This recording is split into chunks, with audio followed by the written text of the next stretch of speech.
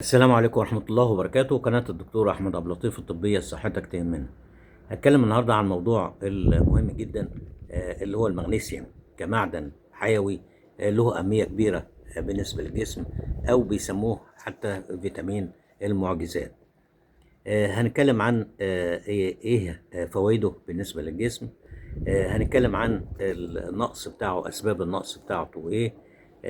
فيه كمان حاجات من أسباب النقص، عوامل بتقلل الامتصاص بتاعه في الجسم في سبب النقص بتاعه، ومين هم الفئات، أكتر فئات معرضين لنقص المغنيسيوم. بعد كده بنتكلم عن ازاي يشخص نقص المغنيسيوم، والاعراض بتاعه النقص بتاعته عباره عن ايه. وبعد كده بنتكلم عن المغنيسيوم موجود او ازاي بعوضه، وازاي بعالج النقص بتاعه وكده. وموجود في اغذيه معينه، موجود في اطعمه، موجود في بعض اعشاب، موجود كمان في مكملات غذائيه.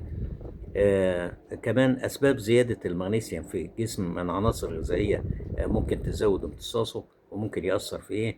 وبعد كده بنتكلم عن المختلف المكملات الغذائية بتاعته، وضرورة استشارة الطبيب لاختيار النوع المناسب، إيه هي أنواعه والجرعة بتاعته وكل ما يتعلق بيه.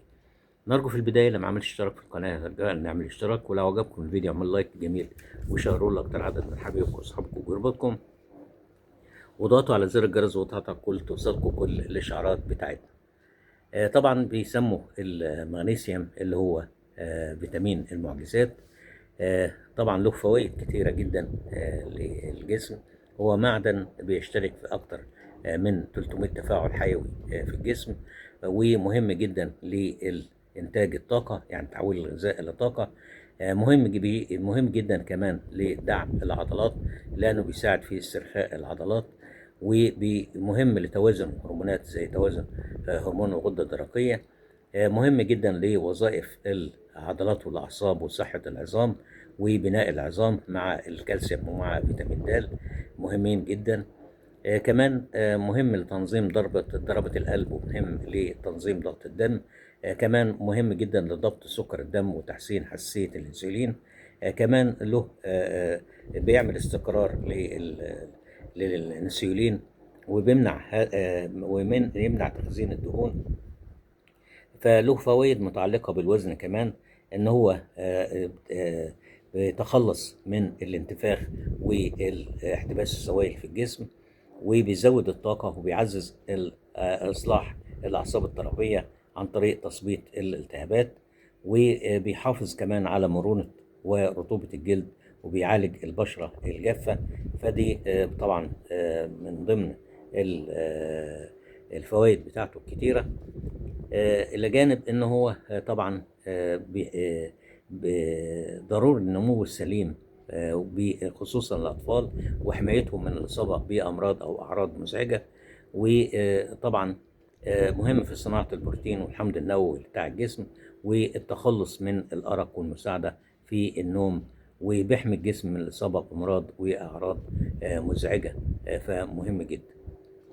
نيجي بعد كده نتكلم عن الأسباب بتاعة نقص المغنيسيوم. أول حاجة يا إما نقص إن إحنا ناخده في التغذية بتاعتنا والأطعمة بتاعتنا، زي لما نكتر من أكل الوجبات السريعة والمصنعة، لما نفرط في تناول الكافيين، لو عندنا أمراض في الجهاز الهضمي زي مرض كراون والتهاب القولون التقرحي والإسهال المزمن. كمان ممكن نتيجة زيادة الحاجة للمغنيسيوم في حالة الحمل والرضاعة. كمان ممكن يحصل نقص نتيجة بعض الأدوية المستخدمة، زي الأدوية مضادات، بعض المضادات الحيوية ومضادات البول وبعض مضادات الحموضة.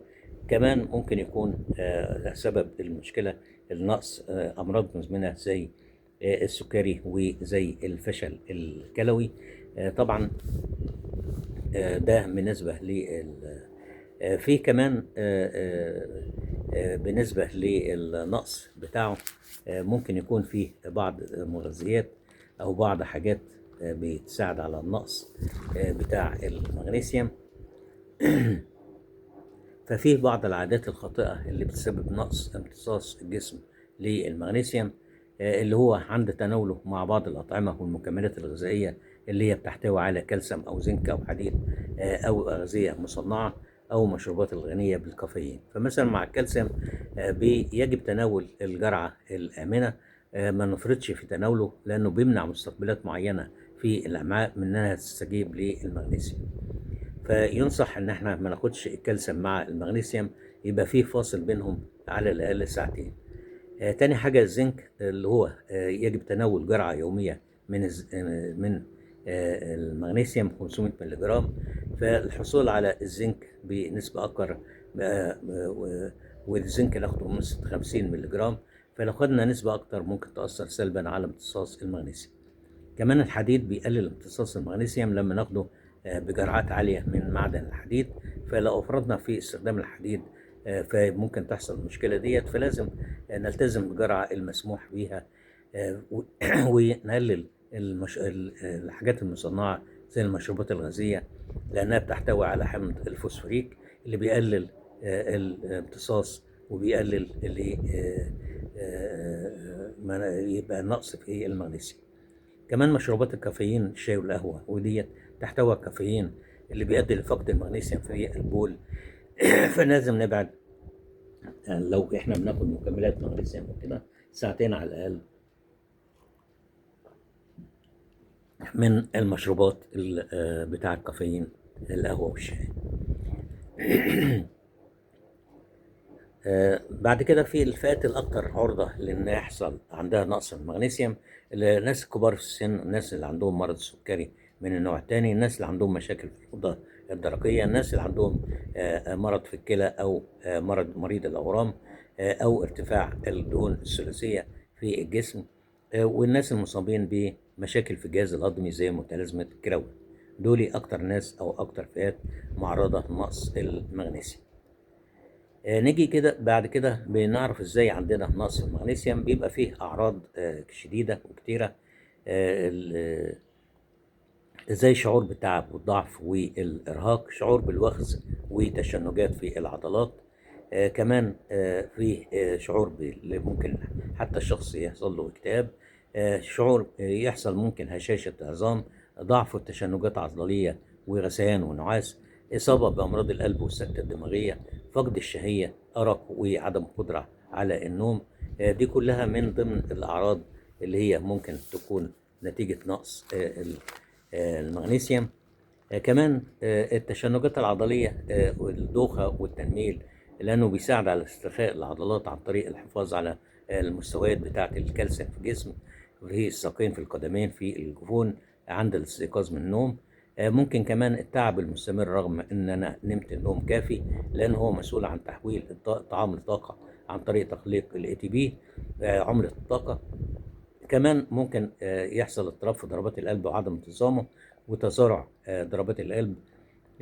لو استمر النقص ممكن تحصل امراض القلب والاوعيه الدمويه.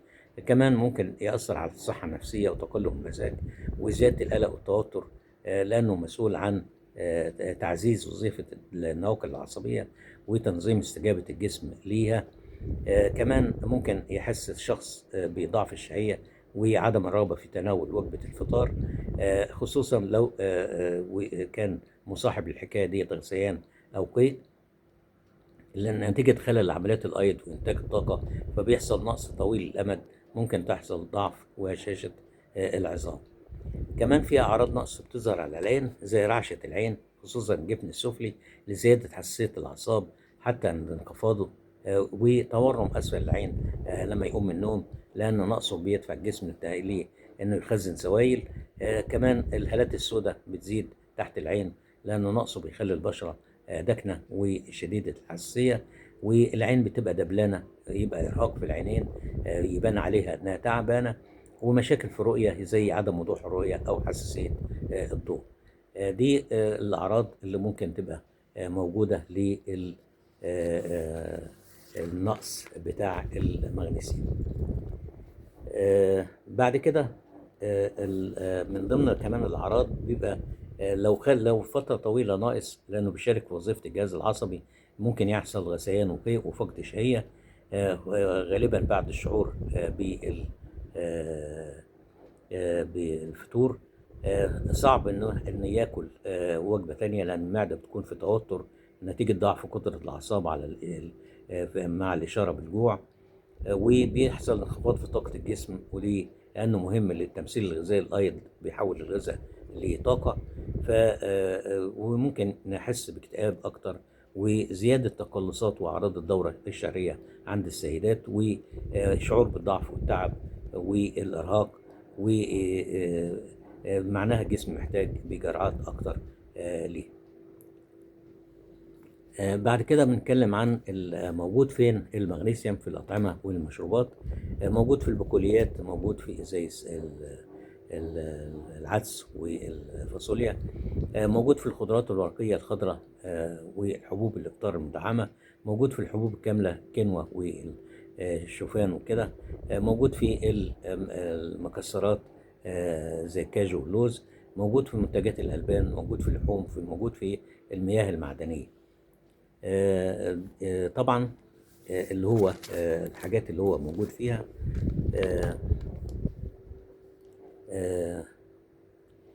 موجود في بعض الأعشاب زي الشبت.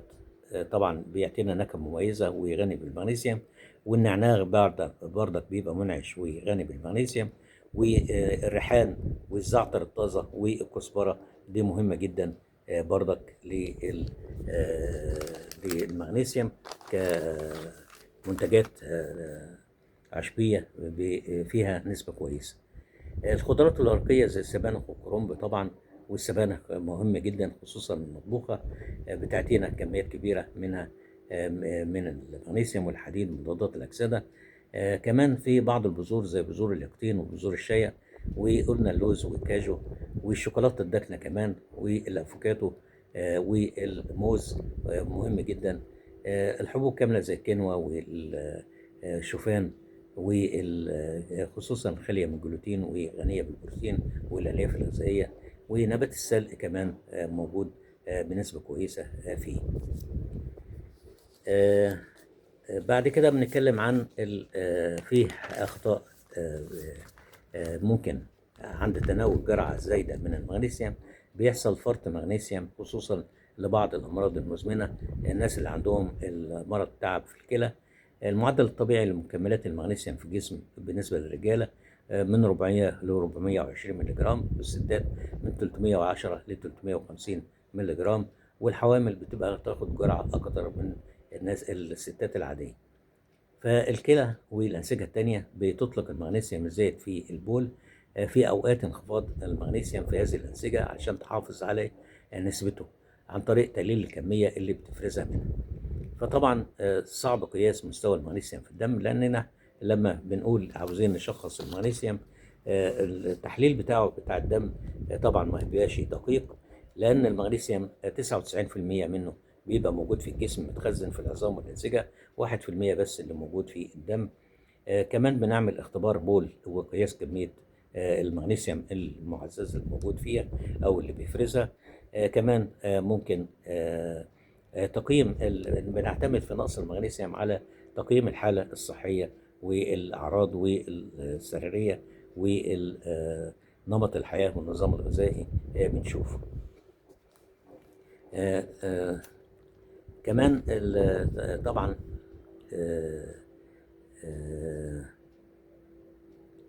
بالنسبة للمكمل المغنيسيوم زي ما احنا بنقول المكمل قد يساعد في عكس التغيرات اللي بتحصل والمشاكل اللي حصلت في النوم عند كبار السن، فبيتطور دورات النوم بتاعته والاطفال والرضع كمان الارق واضطراب النوم اللي بيسبب تعب ونعاس اثناء النهار والمخاطر الصحيه والنفسيه.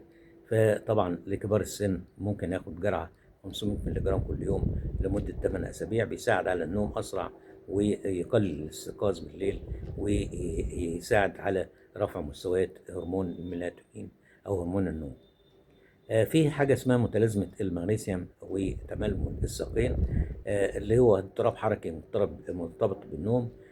فيه رغبة ملحة في ان الشخص وهو نايم يحرك الساقين بتوعه، وسببها غير واضح، ولكن بيقولوا إن لها دور اللي هو نقص المغنيسيوم.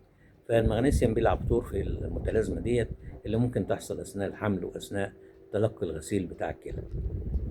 كمان الأضرار الأخذ جرعة عالية من المغنيسيوم ممكن تعمل أعراض خفيفة إلى أعراض شديدة. ففرط المغنيسيوم ممكن يسبب غثيان وصداع ونعاس وضغط دم منخفض وشلل عضلي وتوقف القلب في الحالات الشديدة. طيب، نيجي بعد كده بالنسبة للمكملات بتاعة المغنيسيوم. أنواع المكملات بتاعة المغنيسيوم، في عندنا المغنيسيوم جليسينات، دي أكتر نوع بيحصل امتصاص له، وممتاز لتحسين النوم وتقليل التوتر والقلق ولطيف على المعدة. كمان المغنيسيوم سترات اللي هو ده مهم جدا،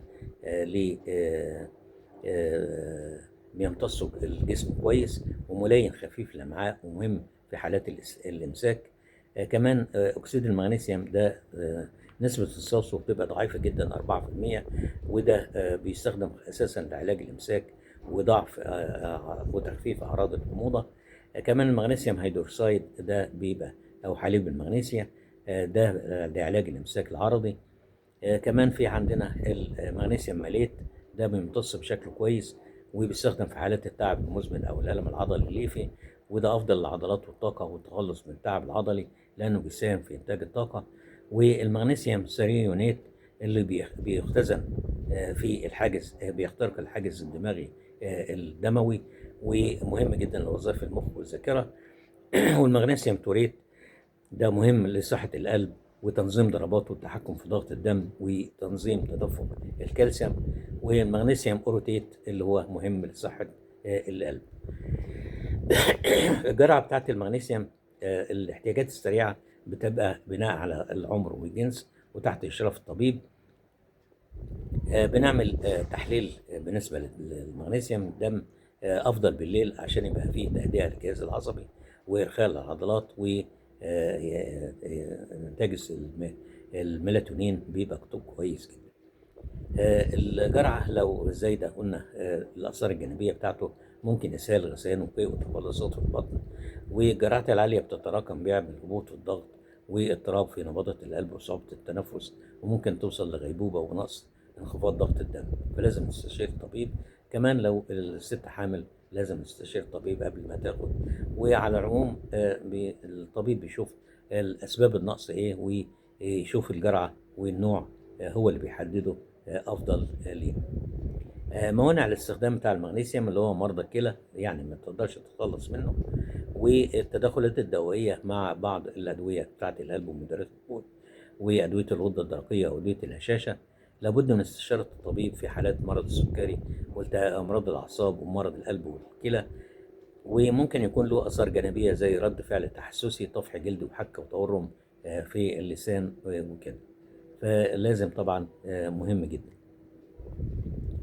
بيبدأ مفعول المكمل الغذائي بعد ما ناخده بساعة نحس بتحسن، والعضلات بتاخد لها عدة أيام لغاية أسبوعين، وجودة النوم بتاخد لها من 3 أسابيع ل8 أسابيع، ونتخلص من الأرق والتوتر والكلام ده كله. ففي العلاج بتاع النقص بتاعه النظام الغذائي زائد المكملات بتاعته زي ما احنا اتكلمنا وشرحنا كتير.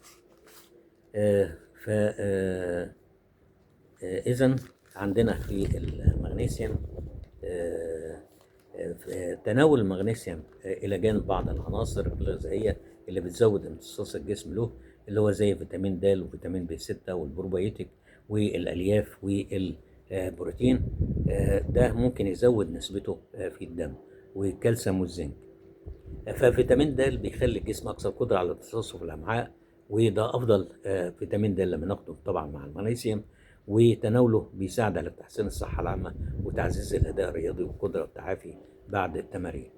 فيتامين بي 6 ده بيحسن امتصاص الجسم المغنيسيوم، بيعطي صحة للخلايا والأعصاب، فالاثنين مع بعض بيساعدوا في تقليل التوتر والقلق. البروبيوتيك أو البكتيريا النافعة بتحسن امتصاص المغنيسيوم بشكل مباشر، زي لأنها بتساعد على تحسين صحة الأمعاء وجودة الامتصاص بكفاءة، فبيحسنوا الحالة المزاجية وبيقللوا الالتهابات في الجسم. كمان الألياف اللي موجودة في الخضروات والفاكهة لو كلناها مع المغنيسيوم يزود امتصاصه بنسبة 25%، خصوصا للألياف اللي بنعتبرها البريبيوتيك، الغذاء بتاع البكتيريا النافعة. الألياف الغذائية كمان بتحسن صحة الأمعاء وبتخفض الكوليسترول بتاع الدم. البروتين كمان بيحسن انتقال المغنيسيوم خلال للخلايا العضلية ويدعم صحة العضلات وتعزيز التعافي بتاعها. كمان الكالسيوم مع المغنيسيوم له تأثير مهم وإيجابي لصحة العضلات والعظام، وتعزز قدرة الجسم على الامتصاص بصورة أفضل. فبناخد الكالسيوم في ضوء الجرعة في الآمنة، لأن الإفراط في الكالسيوم بيمنع مستقبلات في الأمعاء إنها تستجيب للمغنيسيوم، فما بناخدش الكالسيوم مع المغنيسيوم مع بعض في نفس التوقيت. لو مكمل غذائي لازم منهم على الأقل ساعتين. كمان الزنك مع المغنيسيوم بيساعد في ترميم العضلات وتقوية الجهاز المناعي. الجمع بينهم ممكن يحسن صحة مرضى القلب والسكري من النوع الثاني، فيجب تناول الزنك بحيث ما تجاوزش 50 مللي جرام أقصى جرعة. النسبة الأكثر ممكن تأثر على امتصاص المغنيسيوم بالسالب. كده ده اللي هو الحاجات اللي ممكن تأثر في زي ما احنا قلنا في الامتصاص بتاع المغنيسيوم. ف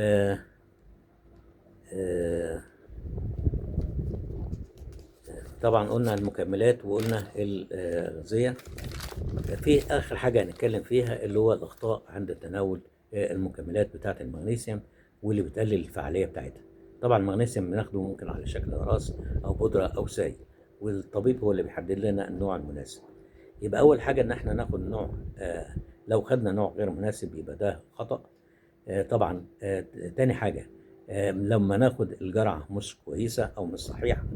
الجرعة قلنا من 310 ل 420 مللي جرام، لكن اللي بيعانوا نقص بيحتاجوا نسبة أكبر عشان يعوضوا النقص اللي موجود. تالت خطأ عند تناول المكملات اللي هو الاكتفاء بالمكملات ونترك الغذاء، النظام الغذائي. النظام الغذائي مهم جدا عشان يحافظ على التوازن بتاع مستويات المغنيسيوم في الجسم، فلازم ناكل أطعمة غنية به إلى جانب المكملات زي الخضروات الورقية، المكسرات، البذور، البقوليات، وبعض الأسماك والحبوب الكاملة. كمان رابع خطأ اللي هو تناول مكمل على الريق على معدة فاضية ممكن يعمل لنا اضطرابات هضمية وإسهال، فضروري تناولها مع وجبة فيها كربوهيدرات وبروتين عشان تحسن الامتصاص من غير ما تعمل ضرر لجهاز الهضم. كمان من ضمن الأخطاء إن احنا نهمل إن احنا ناخد فيتامين د من مصادر طبيعية أو من المكملات عشان الجسم يقدر يمتص المغنيسيوم كويس. كمان الخطأ اللي هو الإفراط في الكالسيوم والزنك، فالجسم بيجد صعوبة كبيرة في امتصاصه والفعالية بتاعته. كمان عدم إدارة التوتر، فبيحصل شعور بشكل مزمن يؤدي لاستنزاف مستويات المغنيسيوم وارتفاع مستويات الهرمون بتاع التوتر، الكورتيزول. كمان من الخطأ اللي هو تناول المنبهات والكحوليات معاه أو التدخين، لأن النيكوتين برضك بيتداخل مع فعاليته. وعند مرضى عند فحص الجهاز الهضمي قبل ما ناخد المغنيسيوم لازم نشوف هل مصاب بالتهاب الأمعاء أو قولون عصبي، عشان ده بيقلل فعاليته في الجسم. وقلة شرب المية برضك تقلل الامتصاص بتاعه والاستفادة بتاعته، فلازم نعمل ترطيب كامل له. بكده يكون وصلنا لنهاية الفيديو بتاعنا. نرجو في النهاية لو ما عملش اشتراك في القناة رجاء نعمل اشتراك، ولو عجبكم الفيديو اعملوا لايك جميل وشيروه لاكتر عدد من حبايبكم واصحابكم وجروباتكم، وضغطوا على زر الجرس وضغطوا كل توصلكم كل اشعاراتنا. نتمنى الصحة والعافية للجميع. التفاعل الحي مع القناة هو اللي بيسر القناة، والاشتراك في القناة رجاء لو ما اشتركتش، واللايكات والتعليقات. والسلام عليكم.